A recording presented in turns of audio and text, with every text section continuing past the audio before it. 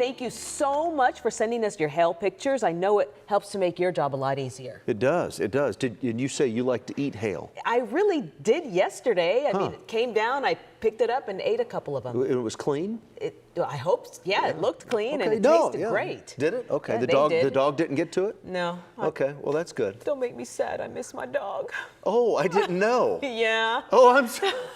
Whoa, let's get right into weather then. Now that I'm thinking about it, I do remember, but I thought you had another. It's good to remember them. Oh, well, of course it is. Yeah, and you know I've been through a lot of that too. Yes. So I'm going to move right along. Let me show you the hail pictures. Mike Leslie's off camera going, Pete, Awkward. Pete. Awkward. I forgot. Hey, Leslie McCardle, you guys know this woman?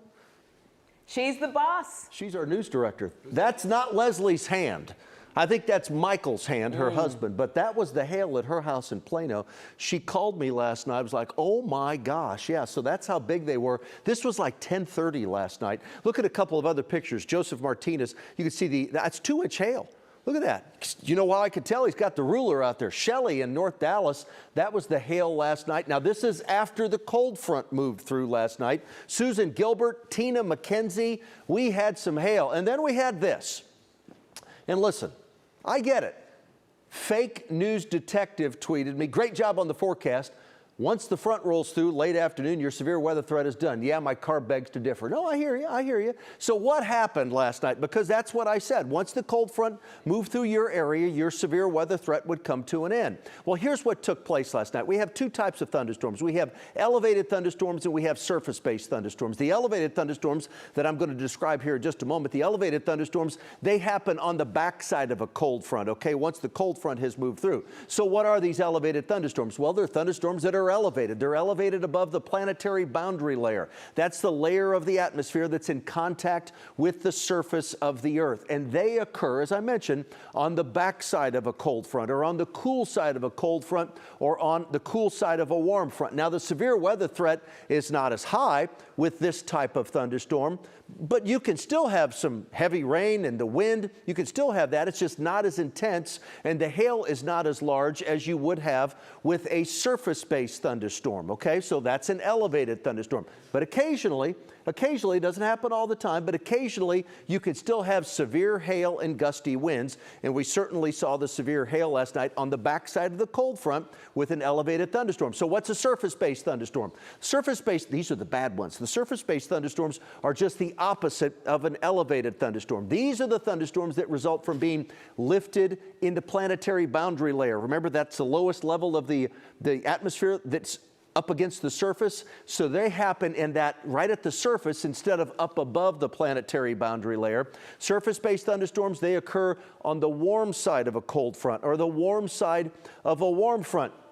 And the severe threat with those, it's considerably higher with this type of thunderstorms. These are the thunderstorms that produce the really, really large hail, the very strong winds, the tornadoes. Those are all surface-based thunderstorms. So there you go. So what's the conclusion? Well, both types of thunderstorms can be problematic in their own way. The elevated thunderstorms can produce some severe weather. They do. We saw it last night. Doesn't happen very often. But the surface-based thunderstorms, those are the thunderstorms that produce the really bad stuff. So there's the weather lesson for today. You can talk about that tonight over an adult beverage. 77 the high today, 56 the morning low. Outside right now it's 75, northwest winds at 6. Pollen page today, poplar, hackberry, and grass, all three moderate. Fungus today is low. No rain in my forecast tonight. Dry, clear, 52 for the low, comfortably cool tonight. Tomorrow starts sunny. Then the clouds roll in. 10–20% of us see a spotty shower. 74 is the high. So we cloud up as the day moves along, and then 30% of us see rain Saturday night.